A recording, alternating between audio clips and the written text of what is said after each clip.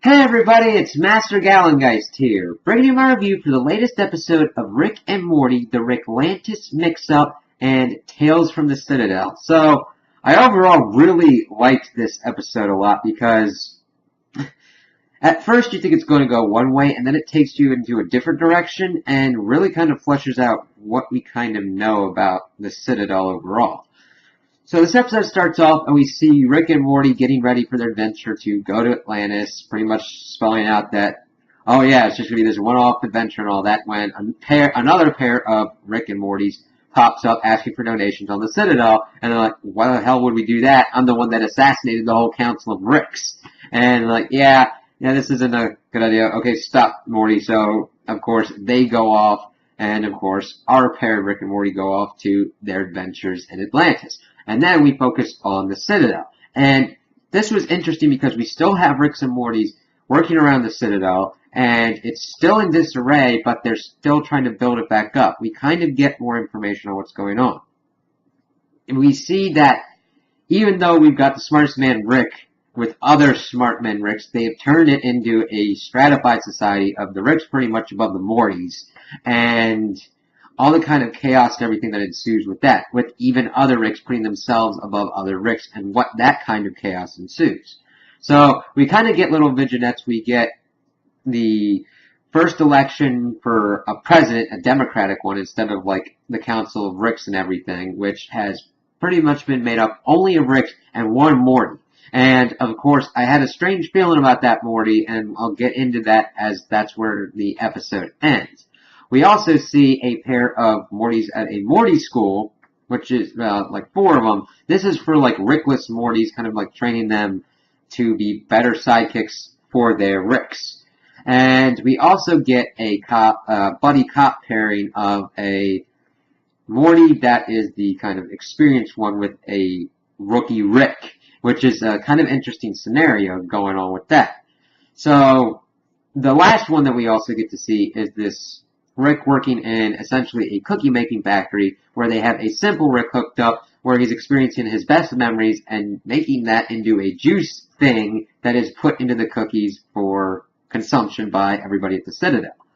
So I want to start off with the kind of school Morty one. This one was kind of like, as they even made reference in the whole kind of episode, the kind of coming to age one, they want to go to a kind of wishing portal that's supposed to make all their wishes come true and everything like that. And it's kind of interesting seeing them like trying to steal from a farmer Rick because they're about to graduate and all that. And it was interesting because there was a Rick in that class that they just referred to as Tall Morty, and because he was a stupid Rick. It was like, okay, that's interesting. So they're like going off, doing their kind of adventures and kind of like, oh, okay, this is kind of what I want and all that, and I'm like the dramatic Morty because I've been made this way, I'm like an experiment and all that. So they eventually reach what they think is the wishing portal, and they throw stuff in to offer it so that their wishes will come true.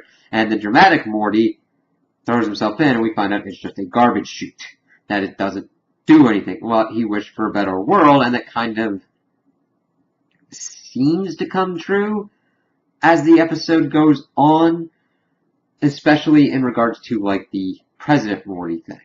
So, when we're seeing the Rick portion with the cookie factory, we see one dude on a line who's pretty much been passed over for a promotion, gets pissed off, and takes out his supervisor before Cool Rick comes in and replaces him.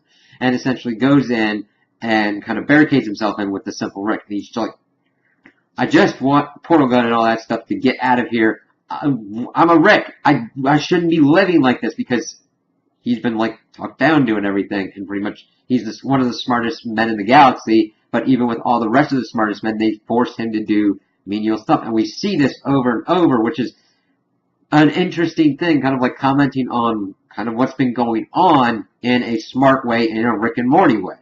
And of course, they give him the portal gun, and he pushes in Simple Rick, and it's to a blender dimension. And, of course, then we think that they're going to go in and kill this Rick.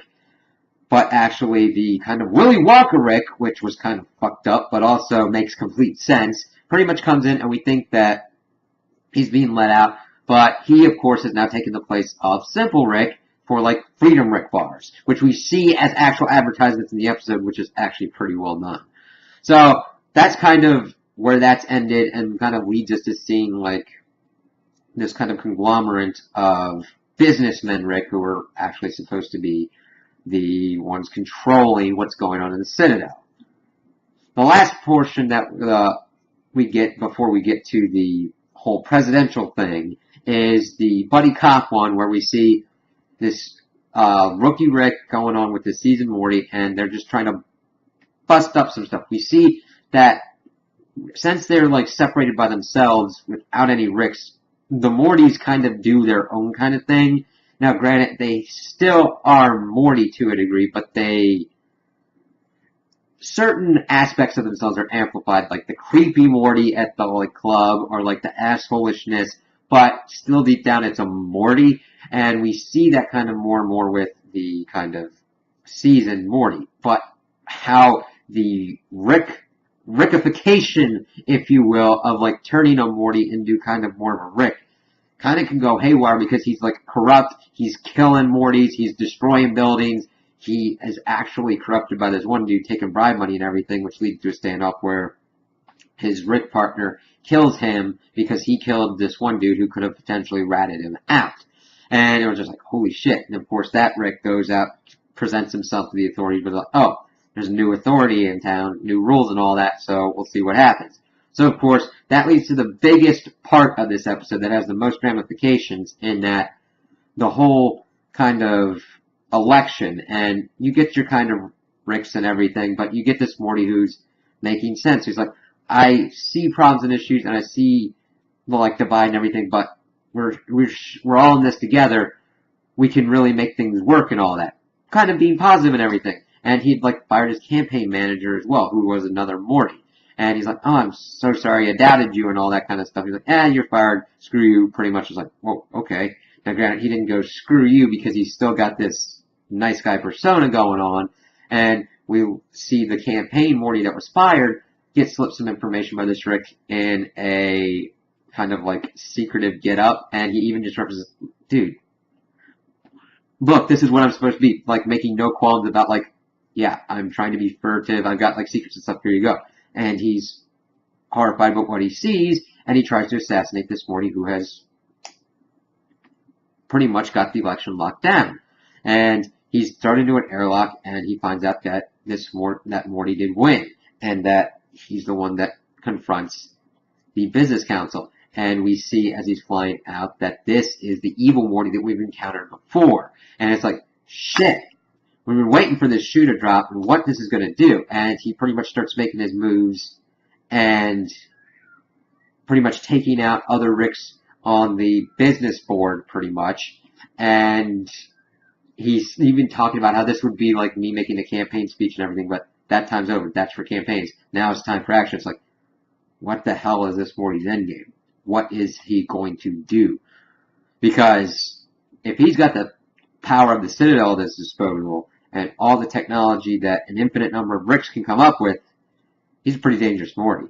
But as we have seen, our Morty that we have usually been following is kind of getting along the same path and could potentially be able to fight him. Now, granted, I hope that he doesn't become like this evil Morty, but I want him to be kind of like the best kind of fusion of like Rick and Morty, in that he has the confidence and the ability to defend himself that would come from Rick, but doesn't lose the goodness within himself.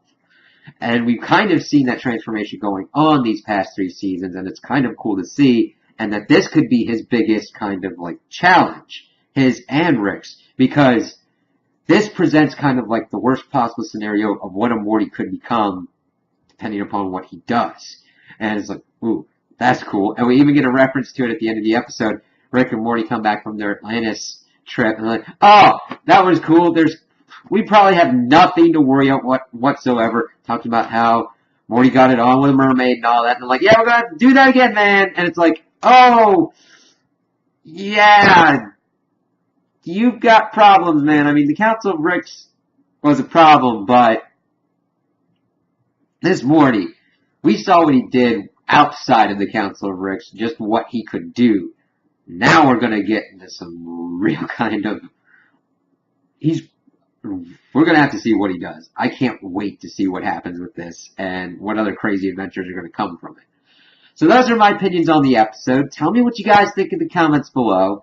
If you liked it, if you didn't like it, if you agree with me, if you disagree with me. Also like and subscribe, and I hope you have a good day.